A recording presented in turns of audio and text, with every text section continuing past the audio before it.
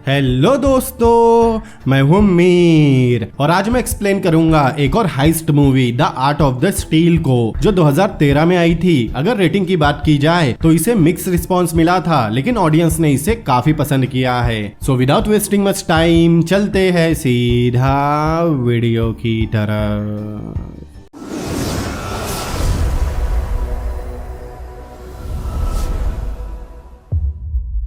Movie की शुरुआत में हम हमारे हीरो क्रंच को जेल में आते हुए देखते हैं। सेल में उसे एक पहलवान मिलता है। फिर कहानी फ्लैशबैक में जाती है। पोलैंड में क्रंच अपने साथियों के साथ खड़ा था। वो सभी यहाँ कोई चोरी करने आए थे। दरअसल एक स्टैश नाम के मॉब बॉस को कुछ चोरों ने एक एंटिक पेंटिंग बेची थी। उसे पता लगाना था कि वो पेंटिंग असली ही है, लेकिन उसने इस काम के लिए जिससे कांटेक्ट किया था वो निकी है। निकी क्रंच का स्टेप ब्रदर है जो चोरी में लोगों से बातचीत करता है। दूसरा था पैडी जो अपने कॉन्टेक्ट से उनकी हर चोरी का सामान को आसानी से बिकवा देता था। तीसरा था गाय जो किसी भी चीज की नकल बना सकता था, चाहे वो कितनी भी पुरानी क्यों ना हो। चौथा और गैंग का लीडर था क्रंच जो ड्राइव करने में एक्सपर्ट था। हर चोरी के बाद क्रंच ही उन्हें भगाता था। उसकी वजह से आज तक कोई उन्हें पकड़ नहीं पाया। कुछ मजाक करने के बाद पैडी को स्टैश की कार आते हुए दिख जाती है। सभी अपनी पोजीशन लेते हैं। गाय को छोड़कर बाकी तीनों म्यूजियम में जाते हैं। उन्होंने म्यूजियम में जाने के लिए पहले ही सेटिंग कर ली थी। पैडी और निकी लैब की तरफ जाते हैं। वही क्रंच किसी जगह का वेंट खोलकर उसके अंदर जाता है। कुछ देर बाद वह स्टैश अपने आदमियों के साथ आता है। निकी उसे रिसीव करने जाता है। फिर वो उन्हें लैब में लेकर आता है जहाँ पैडी एक्सपर्ट बनने का नाटक कर रहा था। फिर स्टैश उसे वो पेंटिंग दिखाता है और उससे पूछता है पेंटिंग असली है या नकली। अब ये पता लगाने के लिए पैडी पेंटिंग को स्कैनर में रखता है जहाँ नीचे पहले से क्रंच मौजूद था। पैडी स्कैनर का डोर बंद करके 15 मिनट का टाइमर लगाता है। क्रंच वो पेंटिंग लेता है और बाइक से कहीं निकल जाता है। इस तरफ निकी स्टैश को अपनी बातों में बिजी करता है। इधर क्रंच पेंटिंग लेकर कहीं पहुंचता है। वहाँ पहले से गाय तैयार था। उसने पहले ही उस पेंटिंग की डुप्लीकेट बना ली थी। उन्हें सिर्फ पेंटिंग की फ्रेम बदलना था, लेकिन गाय देखता है उसकी पेंटिंग का कलर फीका है। क्रंच उसे बस फ्रेम बदलने बोल रहा था, लेकिन गाय एज एन आर्टिस्ट अपना हर काम 100% परफेक्ट करना चाहता था। उसके जिद करने पर क्रंच उसे 5 मिनट में अपना काम करने कहता है। इधर स्कैनिंग के लिए 11:30 मिनट बचे थे। पैडी परेशान हो रहा था। निकी स्टैश को अपने जोक सुनाकर बिजी रख रहा था, लेकिन उसे हंसी नहीं आती। दूसरी तरफ 5 मिनट के अंदर ही गाय अपना काम खत्म कर लेता है। क्रंच स्पीड से पेंटिंग लेकर म्यूजियम की तरफ निकलता है, लेकिन रास्ते में पुलिस उसके पीछे पड़ जाती है। इधर निकी अभी भी उन्हें जोक सुना रहा था। स्टैश के आदमी हंसने लगते हैं, लेकिन अब सिर्फ 3.5 मिनट बचे थे। क्रंच एक पुलिस वाले को मेट्रो में फंसाता है और एक पुलिस वाले को ट्रक के पीछे। अब सिर्फ 26 सेकंड बचे थे और क्रंच भी म्यूजियम पहुंच गया था। जब 10 सेकंड बचे थे वो म्यूजियम के अंदर आ चुका था। पैडी जैसे ही दरवाजा खोलता है क्रंच आ चुका था और उसने वो नकली पेंटिंग भी वहाँ रख दी थी। बगल के प्रिंटर से रिपोर्ट निकलती है और पैडी कहता है ये पेंटिंग बिल्कुल असली है। स्टैश उन्हें पैसे देने के बाद नकली पेंटिंग लेकर निकल जाता है। उस म्यूजियम की दीवारों पर भी बहुत सारी पेंटिंग लगी थी। निकी उन पेंटिंग्स को चुराना चाहता था, लेकिन पैडी उसे बताता है उन पेंटिंग से अलार्म अटैच है। लेकिन निकी को इस बात पर यकीन नहीं होता और वो एक पेंटिंग को टच कर देता है जिससे अलार्म बजने लगता है। वो जल्दी से वहाँ से निकलने लगते हैं। इस तरफ स्टैश बहुत खुश था क्योंकि उसे लग रहा था वो पेंटिंग असली है। तभी उसका आदमी बताता है उसके अंगूठे से खून निकल रहा है। जब स्टैश उसे देखता है तब उसे याद आता है उसने पेंटिंग पकड़ी थी। वो तुरंत वापस जाता है। पैडी और क्रंच तो निकल जाते हैं, लेकिन निकी को स्टैश देख लेता है। वो तुरंत वहाँ से टैक्सी में भागने की कोशिश करता है, लेकिन बेवकूफ टैक्सी ड्राइवर उसे पीछे ले जाता है और तब उससे कुछ आकर टकरा जाता है। अगले सीन में हम निकी को पुलिस ऑफिसर के सामने देखते हैं। पहले तो वो कुछ नहीं बता रहा था, लेकिन ऑफिसर उसे एक ऑफर देता है। इस क्राइम के लिए उसे यहाँ 20 साल की सजा होगी, लेकिन वो पेंटिंग और क्रंच को पकड़वाएगा तो उसे छोड़ दिया जाएगा और क्रंच को सिर्फ 7 साल की सजा होगी। ये डील उसे काफी पसंद आती है और अगले ही सीन में हम क्रंच को जेल में देखते हैं। जिसे कभी कोई पुलिस पकड़ नहीं पाई उसे उसके भाई ने पकड़वा दिया।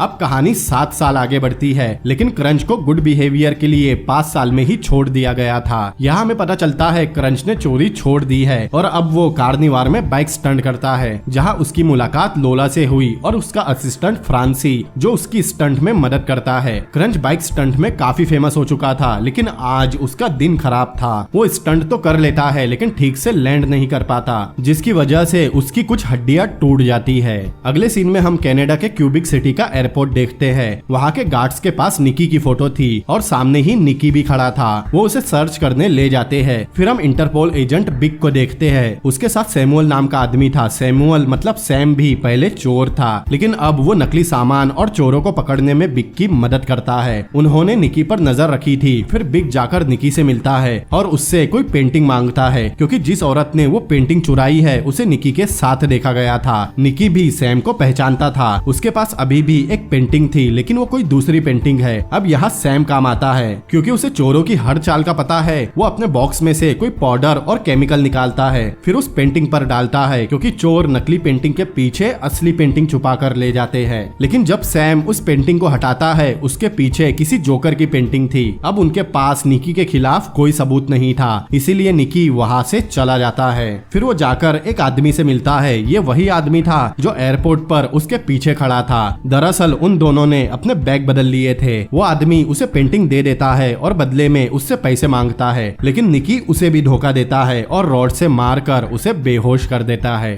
फिर हम क्रंच को देखते हैं। वो भी इसी शहर में रहता है। वो कोई बुक पढ़ रहा था। क्रंच अभी एक्सीडेंट से काफी रिकवर हो चुका है। तभी वहाँ लोला आती है और उससे कुछ पैसे मांगती है। क्रंच उसे कुछ ज्यादा ही पैसे दे देता है। यहाँ हमें पता चलता है लोला अब उसकी बीवी है। उसके साथ फ्रांसी भी बैठा था। फ्रांसी के जरिए हमें पता चलता है क्रंच की माली हालत ठीक नहीं है। तभी उसके घर पर कोई आता है। ये वही आदमी था जिसे निकी ने धोखा दिया था। क्रंच के आते ही वो उसे बेहोश करता है, फिर बाथरूम में ले जाकर और गन पॉइंट पर क्रंच से ही पैसे मांगता है, क्योंकि उसे पता है वो निकी का बड़ा भाई है। वो उसे बताता है निकी ने सोराट नाम की पेंटिंग चुराई और उसके 30,000 भी नहीं दिए। क्रंच उसे बड़ी मुश्किल से समझाता है वो निकी के साथ अब काम नहीं करता, यहाँ तक कि वो निकी से बात तक नहीं करता। वो आदमी मान जाता है, लेकिन क्रंच की बाइक ले जा लेता है। लोला और फ्रांसी उसे बाथरूम से निकालते हैं। अब इसके बाद क्रंच फिर से काम करना शुरू करता है। वो तुरंत पैडी को कॉल करके कहता है वो दोबारा काम करने तैयार है। पैडी तुरंत ही उस शहर के लिए निकलता है। इस तरफ क्रंच और फ्रांसी निकी से मिलने किसी होटल में जाते हैं। टेबल पर क्रंच को सोराट पेंटिंग दिखाई देती है, लेकिन उसे पता नहीं था वो असली है या नकली। तभी निकी आकर बताता है वो असली पेंटिंग है और वो यहाँ पैडी की मदद से इस पेंटिंग को बेचने आया है। यहाँ दोनों भाई एक दूसरे को 7 सालों बाद देखते हैं। तब क्रंच फ्रांसी को बाहर जाने कहता है। बाहर फ्रांसी को दोनों के लड़ने की आवाज आती है। अंदर निकी क्रंच पर भारी पड़ रहा था। बाहर पैडी आता है और वो भी बाहर उनकी लड़ाई खत्म होने का इंतजार करता है। फाइट खत्म होने के बाद निकी उसे जेल भेजने के लिए सॉरी कहता है, लेकिन क्रंच उसे माफ नहीं करता। फिर वहाँ पैडी आता है। उसके पास एक काम है, लेकिन क्रंच को अब निकी के साथ काम नहीं करना। लेकिन पैडी उसे पहले काम सुनने कहता है। बाद में वो उन्हें बताता है ये काम $1.5 मिलियन का है। फिर पैडी उन्हें बताता है 2 हफ्ते पहले वो रिवरेंड नाम के आदमी से मिला। उसने बताया जोहानस गुटनबर्ग नाम के आदमी ने प्रिंटिंग प्रेस की इन्वेंशन की थी। उसने सबसे पहले जो किताब छापी वो किताबों की मोनालिसा बन गई, लेकिन वो उस किताब को नहीं चुराने वाले, क्योंकि वो किताब बाइबल है। लेकिन गुटनबर्ग ने उसके बाद एक और किताब छापी, गॉस्पेल ऑफ जेम्स की गॉस्पेल ऑफ जिमी। पैडी उसे किताब दिखाने के लिए कहता है, लेकिन वो बताता है एम्स्टरडैम गैलरी से वो किताब पहले ही चोरी हो चुकी है। ये चोरी उसी ने करवाई थी, लेकिन कोई नहीं जानता वो चोरी हो चुकी है, क्योंकि उन लोगों ने असली किताब की जगह नकली किताब रख दी। फिर उस किताब को यूरोप से कनाडा भेजा गया। फिर रोड के रास्ते उसे स्मगल किया जाना था, लेकिन ड्राइवर की नीयत खराब हुई और उसने किताब को खुद ही स्मगल करने की कोशिश की, लेकिन वो नायग्रा फॉल बॉर्डर पर पकड़ा गया। अब वो किताब इंटरनेशनल बॉर्डर पर रखी है और कुछ दिन में उस किताब को वापस गैलरी भेज दिया जाएगा। तो उन्हें नायग्रा फॉल इंटरनेशनल बॉर्डर के वेयर हाउस से उस किताब को चुराना है। उस किताब की कीमत फिलहाल $1.5 मिलियन है, लेकिन क्रंच ने उस किताब का पहले कभी नाम तक नहीं सुना और इंटरनेशनल बॉर्डर पर चोरी करना इतना आसान नहीं। वो वेयर हाउस उनके पीछे ही है, जहाँ हर तरफ कैमरास लगे हैं और हर समय पुलिस वहाँ तैनात होती है। इस काम के लिए उन्हें महीनों की ट्रेनिंग चाहिए। क्रंच तुरंत ही ये काम करने से मना कर देता है और ऐसा काम लाने के लिए पैडी पर गुस्सा करता है, लेकिन निकी उससे बात करने जाता है। चलते चलते वो लोगों के पर्स भी चुराता है। निकी उससे कहता है उसे पता है क्रंच को पैसों की जरूरत है और माफी के रूप में वो अपने हिस्से में से 10% उसे देगा। और इस समय वो एक बच्ची का भी पर्स चुरा लेता है, लेकिन ये देखकर क्रंच उस पर और गुस्सा हो जाता है, क्योंकि वो कभी नहीं सोचता कि उनके चोरी करने से दूसरों को कितनी तकलीफ होती होगी, क्योंकि निकी हमेशा से खुदगर्ज रहा है। लेकिन निकी बस ये खुद को शार्प रखने के लिए करता था। वो क्रंच के सामने पैसे फेंक कर चला जाता है। रात में क्रंच एक बार में फ्रांसी के साथ बैठा था, तभी निकी क्रंच की बीवी लोला को लेकर आता है। लोला उसे मनाने की कोशिश करती है क्योंकि उनकी माली हालत ठीक नहीं है। फिर निकी और फ्रांसी दोनों को बहस करते हुए देखते हैं। लोला के जाने के बाद क्रंच ये काम करने तैयार हो जाता है, लेकिन अपने तरीके से। फिर वो सभी को अपना प्लान बताता है कि वो पहले बाइक से गार्ड का ध्यान भटकाएगा, पैडी रस्सी से अंदर जाकर गार्ड्स को संभालेगा, फ्रांसी किताब लेकर बाहर आएगा और निकी गेट तोड़ते हुए बाइक से अंदर आकर किताब ले जा लेगा। लेकिन ये प्लान निकी को दुनिया का सबसे बकवास प्लान लगता है, जो कि सच में दुनिया का सबसे बकवास प्लान था। इसी वजह से दोनों में बहस भी होती है, लेकिन निकी पैडी को रिवरेंड से बात करने कहता है क्योंकि उसका एक आदमी इसमें शामिल था। फिर वो रिवरेंड के आदमी से मिलने जाते हैं, मगर वो लड़का क्रंच को पहचानता था क्योंकि वो उसका फैन है, लेकिन वो उनकी मदद करने से मना कर देता है क्योंकि उस वेयर हाउस में 12 कैमरास लगे हैं। स्टोर रूम में कैमरा नहीं है, लेकिन हर जगह गार्ड्स और बैकअप जनरेटर है। उसके लिए तो ये काम नामुमकिन था। निकी कहता है कोई तो तरीका होगा। तब वो बताता है वेयर हाउस वालों ने ओल्गा नाम की एक एक्सपर्ट को बुलाया है उस किताब को चेक करवाने के लिए। उस एक्सपर्ट का नाम सुनकर सब हैरान रह जाते हैं क्योंकि वो पैडी की एक्स गर्लफ्रेंड रह चुकी है। वो एक्सपर्ट उनकी मदद कर सकती है। फिर निकी कहता है उसके पास एक प्लान है जिसके लिए उन्हें कोई कॉपी बनाने वाला चाहिए। तब क्रंच गाय को कॉल करने कहता है। निकी गाय को कॉल करता है, लेकिन गाय उसे पहचानने से भी इनकार कर देता है। फिर क्रंच उसे कॉल करता है। उससे बात करके गाय बहुत खुश होता है। क्रंच उसे अपने पास बुलाता है और वो तुरंत निकलता है, लेकिन एयरपोर्ट पर उसे इंटरपोल रोक लेता है। उन्हें गाय के पास कुछ नहीं मिलता। वहाँ बिग और सैम भी थे। बिग को पूरा यकीन था निकी, पैडी, गाय और क्रंच अगर एक ही शहर में हैं, तो वो जरूर कुछ प्लान कर रहे हैं। लेकिन तभी बिग और सैम क्रंच को देख लेते हैं और वो भी उन्हें देख लेता है। बिग और सैम को यकीन हो जाता है कि चारों का एक ही शहर में होना कोई इत्तेफाक नहीं हो सकता। फ्रांसी को यकीन नहीं होता कि इंटरपोल सच में होती है। फिर सैम क्रंच से बात करने जाता है क्योंकि वो कभी बिग से बात नहीं करेगा। सैम और क्रंच के बात करते समय हमें समझ में आता है दोनों एक दूसरे को बहुत पहले से जानते हैं, लेकिन सैम उनके प्लान का पता लगाकर और उस पेंटिंग को ढूंढकर जो फिलहाल निकी के पास है, क्रंच को बचाना चाहता है। वही दूसरी तरफ बिग बेचारे फ्रांसी को डराता है। बाद में फ्रांसी क्रंच का साथ देने से मना कर देता है क्योंकि उसे जेल नहीं जाना, लेकिन क्रंच उसे मना लेता है। फिर वो गाय से मिलते हैं। क्रंच निकी को कॉल करके बताता है इंटरपोल उनके पीछे पड़ी है, लेकिन हम देखते हैं निकी क्रंच की वाइफ लोला के साथ बैठा था। वो दोनों भी कोई प्लान बना रहे थे। फिर निकी उन्हें अपना प्लान बताता है। उन्हें पहले एक नकली किताब बनानी होगी जो बिल्कुल असली लगे, जो गाय बनाएगा। फिर वो कोई चीज ढूंढेंगे जिसके अंदर वो बुक छुपा सके। तब पैडी उन्हें ये चीज दिखाता है। गाय उसके अंदर बुक रख देता है। फिर उन्हें इस चीज को वेयर हाउस के अंदर पहुंचाना होगा।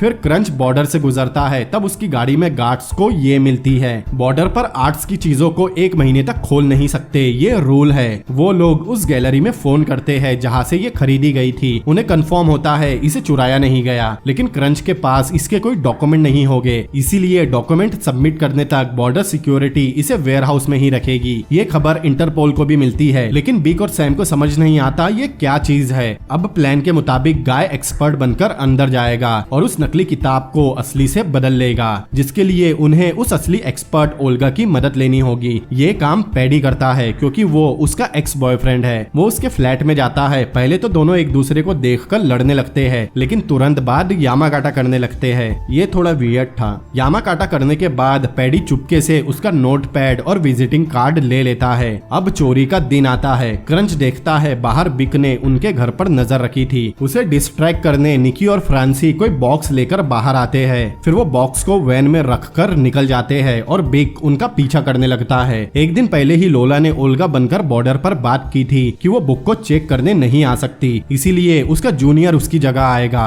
तभी क्रंच ओल्गा को बॉर्डर ऑफिसर बनकर कॉल करता है कि अब उसे आने की जरूरत नहीं, लेकिन वो उसे पे कर देंगे। और आज गाय उसका जूनियर बनकर वेयर हाउस जाता है। उसके पास ओल्गा का विजिटिंग कार्ड और नोटपैड था, जिससे सिक्योरिटी उसे अलाउ कर लेती है। सिक्योरिटी उसे चेक करने के बाद अंदर ले जाती है। वही बाहर निकी बिग को शहर घुमा रहा था। वेयर हाउस स्टोर रूम में सिक्योरिटी कैमरा नहीं था, वहाँ उनकी वो चीज भी थी। गाय जल्दी से वो असली बुक लेता है और उस चीज में से नकली बुक निकाल कर उसमें असली रख देता है और उस नकली बुक को असली बुक की जगह रखता है और आराम से बाहर चला जाता है। बिग निकी को किसी स्टोर में जाते हुए देखता है। गाय उसे फोन पर बताता है उसका काम हो चुका है। फिर निकी क्रंच को उसका काम करने कहता है। फिर क्रंच वेयर हाउस में उस चीज के डॉक्यूमेंट लेकर जाता है और वो डॉक्यूमेंट बिल्कुल ठीक थे। लेकिन इस तरफ जब निकी उसके सामने से जाता है, बिग को समझ में आता है वो बस उसका ध्यान भटका रहे हैं। बिग को समझ में आता है वो लोग बॉर्डर के वेयर हाउस में कुछ कर रहे होंगे, क्योंकि क्रंच ने वो बॉक्स वहाँ रखवाया है। बिग तुरंत निकी का पीछा छोड़कर बॉर्डर की तरफ भागता है। निकी देखता है बिग उसके पीछे नहीं है, मतलब उसे समझ में आ गया वो उसे गुमराह कर रहे थे।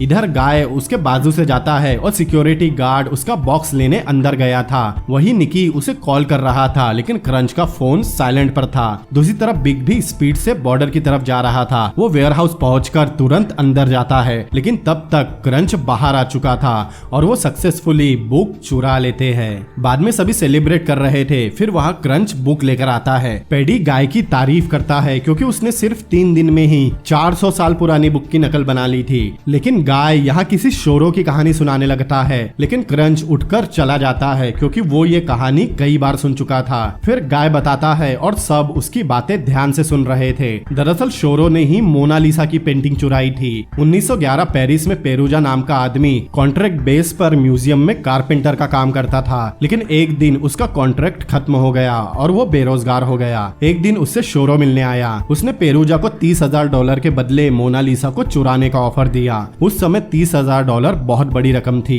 पेरूजा मान गया, उसे पहले ही म्यूजियम की जानकारी थी, इसीलिए उसने मोनालिसा को आसानी से चुरा लिया। जल्दी ही ये दुनिया की सबसे बड़ी खबर बन गई। वादे के मुताबिक शोरो ने पेरूजा को पैसे दे दिए और उसने उसे पेंटिंग, लेकिन शोरो ने उससे एक रिक्वेस्ट की, जब तक वो पेंटिंग को देश से बाहर भेजने का इंतजाम नहीं करता वो पेंटिंग को अपने पास ही रखे। पेरूजा उसका इंतजार करता रहा, लेकिन शोरो कभी वापस नहीं आया। यहाँ गाय इस कहानी का मकसद बताता है। दरअसल 6 महीने पहले ही शोरो एक पेंटर के पास गया जो दुनिया का सबसे बड़ा कॉपी करने वाला था। शोरो ने उसे मोनालिसा की 6 नकली पेंटिंग बनाने का ऑर्डर दिया जो बिल्कुल असली लगे। पूरी दुनिया में ये काम सिर्फ वही कर सकता था। फिर वो अमेरिका आया और वहाँ वो 6 बायर से मिला जो मोनालिसा की पेंटिंग $3 लाख में खरीदने तैयार थे। फिर उसने पेरिस जाकर पेरूजा को पेंटिंग चुराने का ऑफर दिया और 3 दिन बाद उसने सभी बायर्स को नकली मोनालिसा की पेंटिंग बेचकर $1.8 मिलियन बना लिए। कहानी का सारांश ये है, कीमत मोनालिसा की पेंटिंग की नहीं थी, बल्कि ये कमाल उसकी चोरी होने की खबर का था। इसीलिए गाय ये काम करता है क्योंकि ये काम उसे सबसे कूल लगता है। अब वो रिवरेंड को बुक देकर अपने पैसे कमाने वाले थे,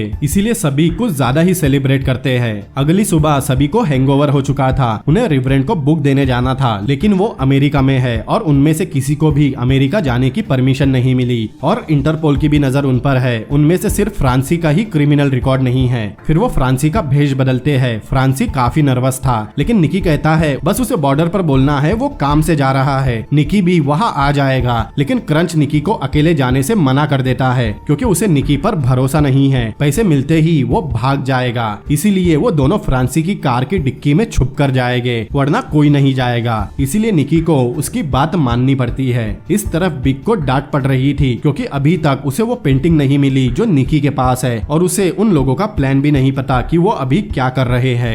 इस तरफ कार में निकी क्रंच से कहता है उसके पास एक आइडिया है जिससे वो बहुत पैसे कमा सकते हैं। दरअसल उसे गाय की कहानी बहुत पसंद आई थी। वो सोच रहा था कि वो ये बुक रिवरेंड को देंगे ही नहीं। पैडी उनके लिए उस बुक के 10 बायर तो आसानी से ढूंढ लेगा। गाय उस बुक की 10 कॉपी बनाएगा। फिर वो गैलरी में बताएंगे बुक चोरी हो चुकी है। जल्दी ही ये खबर सभी अखबार और न्यूज चैनल के जरिए फैल जाएगी और वो हर एक बुक को 1 मिलियन में बेचकर 10 मिलियन बना लेंगे। सभी बायर्स को लगेगा उनके पास ही असली बुक है। 10 मिलियन सोचकर क्रंच थोड़ा सोच में तो पड़ता है, लेकिन उसे ज्यादा लालच नहीं था, इसीलिए वो मना कर देता है। वो लोग बॉर्डर पर पहुंच गए थे, लेकिन वहाँ फ्रांसी घबरा जाता है और उसकी दाढ़ी भी निकल रही थी। वो झूठ बोलता है वो एक एक्टर है। ऑफिसर को उस पर शक हो जाता है, लेकिन यहाँ गुस्से में फ्रांसी कहता है उसकी डिक्की में 2 चोर है जिन्हें वो स्मगल करके बॉर्डर के पार ले जा रहा है। लेकिन ये सुनने के बाद ऑफिसर उसे डिक्की खोलने कहता है। फ्रांसी डिक्की खोलने चाबी लगाता है। ठीक उसी समय निकी और क्रंच सीट हटाकर सामने चले जाते हैं और ऑफिसर को डिक्की खाली मिलती है। डिक्की बंद करने पर फ्रांसी उसका ध्यान भटकाता है और दोनों वापस डिक्की में चले जाते हैं और इस तरह वो बॉर्डर पार कर लेते हैं। फिर वो लोग अपनी जगह पहुंचते हैं, लेकिन डिक्की से निकलते ही निकी फ्रांसी को पीटने जाता है। यहाँ दोनों में थोड़ी फाइट होती है, लेकिन क्रंच दोनों को रोक लेता है। फिर वो लोग एक अबेंडन बिल्डिंग में आते हैं जहाँ 3rd फ्लोर पर रिवरेंड का ऑफिस है। अभी भी निकी लगातार क्रंच को मनाने की कोशिश कर रहा था, लेकिन क्रंच मान नहीं रहा क्योंकि उन्हें बुक की कॉपी बनाने के लिए भी पैसे लगेंगे जो उनके पास नहीं है। लेकिन निकी कहता है उसके पास $1,00,000 है, लेकिन 1,00,000 में कुछ नहीं होगा। क्रंच रिवरेंड के ऑफिस में जाने ही वाला था, लेकिन निकी कहता है उसके पास 1,00,000 से ज्यादा है।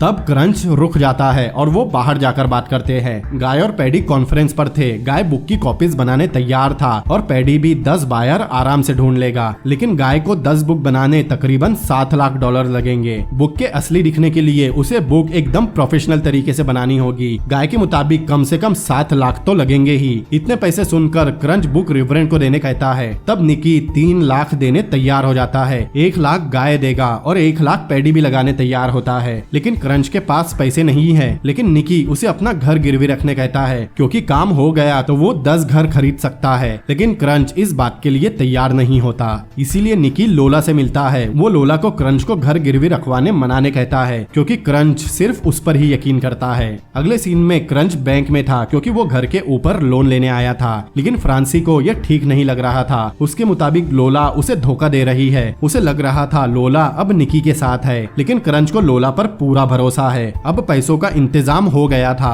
फिर क्रंच एक अबेंडन बिल्डिंग में आता है, जहाँ गाय अपना काम कर रहा था। गाय को 10 बुक बनाने करीब 2 हफ्तों का समय लगेगा। निकी सबसे कहता है बुक तैयार होने तक सब एक दूसरे से दूर रहेंगे। गाय बुक बनाएगा, क्रंच बुक को पहुंचाएगा और पूरे पैसों का हिसाब लोला रखेगी। बुक बनते ही वो एम्स्टरडैम गैलरी में कांटेक्ट करके बताएंगे बुक चोरी हो चुकी है। न्यूज फैल जाएगी, फिर वो अपनी बुक बेच देंगे। लेकिन पैडी कहता है रिवरेंड को ये पसंद नहीं आएगा। तब निकी कहता है वो रिवरेंड से बात कर लेगा। क्रंच निकी को वार्न करता है अगर वो फिर से उन्हें धोखा देने की सोच रहा है तो इस बार वो उसे छोड़ेगा नहीं। लेकिन निकी पिछली बार के लिए उससे माफी मांगते हुए कहता है वो ऐसा कुछ नहीं करेगा, इसीलिए क्रंच मान जाता है। फिर निकी आर्नी नाम के आदमी से मिलता है, जो गाय की ही तरह किसी भी चीज की नकल बना सकता है। निकी उसे बताता है उसे भी उस बुक की 10 नकली कॉपी बनानी है, लेकिन सिर्फ जो असली लगे। दरअसल उसका प्लान था वो गाय की बनाई बुक्स को इस आदमी की बनाई बुक से बदल देगा और इस आदमी के साथ मिलकर उन बुक्स को बेच देगा, जिससे सिर्फ 2 ही पार्टनर होंगे। लेकिन इसमें खतरा भी था। बायर को पता चला तो वो क्रंच को मार देंगे, लेकिन उसे अपने भाई की कोई परवाह नहीं थी। बायर को पता चलने तक वो यहाँ से भाग चुका होगा।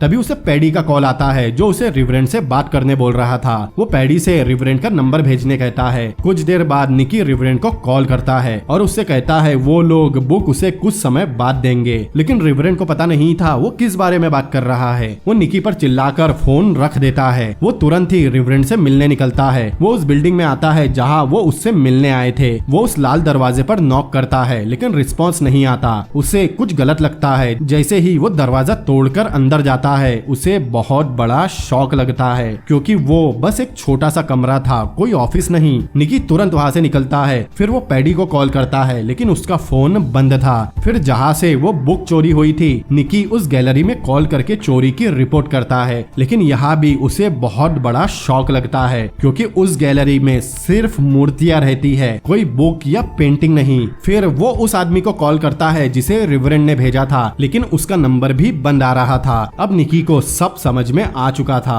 फिर वो ओल्गा को कॉल करता है और उससे पूछता है क्या उसे बॉर्डर वालों ने किताब देखने बुलाया था, लेकिन ओल्गा को उसकी बात समझ नहीं आती। निकी उस बिल्डिंग में पहुंचता है जहां गाय बुक की कॉपी बना रहा था, लेकिन अंदर जाने पर उसे दिखाई देता है वहां कुछ नहीं है। यहाँ हमें पता चलता है गाय ने मोनालिसा की कहानी उसे जानबूझकर सुनाई, ताकि निकी के दिमाग में ये आइडिया डाल सके। ये सब क्रंच ने किया था, और जब वो आर्नी से बात कर रहा था पैडी वही था। निकी बहुत ज्यादा फ्रस्ट्रेट होता है, क्योंकि क्रंच ने तो बस उस ऑफिस में जाने का नाटक किया था, क्योंकि उसे निकी से पैसे निकलवाना था। उसने जानबूझकर निकी को पैसे देने के लिए मजबूर किया। निकी तुरंत लोला को वॉइस मेल करता है कि वो तुरंत उसे कॉल करे, क्योंकि पूरे पैसे लोला के पास है। दूसरी तरफ हमें पता चलता है फ्रांसी को इस प्लान के बारे में कुछ पता नहीं था, जिससे वो क्रंच पर नाराज होता है। फिर हमें बिक और सैम दिखाई जाते हैं, जिन्हें कोई फोन करके निकी का पता बताता है। निकी और फ्रांसी के अलावा इस प्लान के बारे में सब जानते थे। ये प्लान क्रंच ने उस दिन बनाया था जब वो आदमी उससे निकी के पैसे मांगने आया था। उस समय क्रंच जो बुक पढ़ रहा था ये वही कहानी थी जिसे गाय ने उन्हें सुनाया था। दरअसल वो बुक कभी एग्जिस्ट ही नहीं करती थी। उन लोगों ने तो बस निकी को एक कहानी सुनाई। वेयर हाउस में कोई बुक नहीं थी। गाय ने अंदर जाकर कुछ नहीं किया था, क्योंकि वो अंदर गया ही नहीं। जब निकी बिक को घुमा रहा था दोनों साथ में बैठकर बियर पी रहे थे। इस तरफ निकी तुरंत अपने होटल में आता है और तुरंत अपने पास वो पेंटिंग चेक करता जाता है। वो पेंटिंग वही थी। उसे देखकर निकी राहत की सांस लेता है। वो तुरंत वहाँ से जाने की तैयारी करता है, लेकिन तभी उसके कमरे में बिग पुलिस वालों के साथ आता है। वहाँ उन्हें वो पेंटिंग भी मिल जाती है। वो निकी को रंगे हाथ पकड़ लेते हैं, जिससे अब उसका बचना नामुमकिन है। दूसरी तरफ क्रंच पैडी और गाय से मिलता है। वो लोग लोला का इंतजार कर रहे थे। लोला लेट हो गई थी। सभी को लग रहा था वो $7 लाख लेकर भाग गई होगी। फ्रांसी को भी लग रहा था लोला ने उसे धोखा दे दिया है, लेकिन तभी लोला क्रंच की बाइक लेकर वहां आती है। ये देखकर फ्रांसी बहुत हैरान होता है, क्योंकि उसने क्रंच और लोला को बार में लड़ते हुए देखा था। दरअसल उन दोनों ने निकी के सामने लड़ने का नाटक किया था, ताकि निकी को लगे लोला उसकी तरफ है। फ्रांसी को लगता है क्रंच ने ये सब निकी से बस $3 लाख लेने के लिए किया, लेकिन यहाँ क्रंच अपना असली प्लान बताता है। दरअसल उस आदमी के जरिए क्रंच को पता चला था निकी के पास वो सोराट पेंटिंग है, तब ही उसने ये प्लान बनाया था। निकी के पास वो पेंटिंग देखकर वो श्योर हो गया।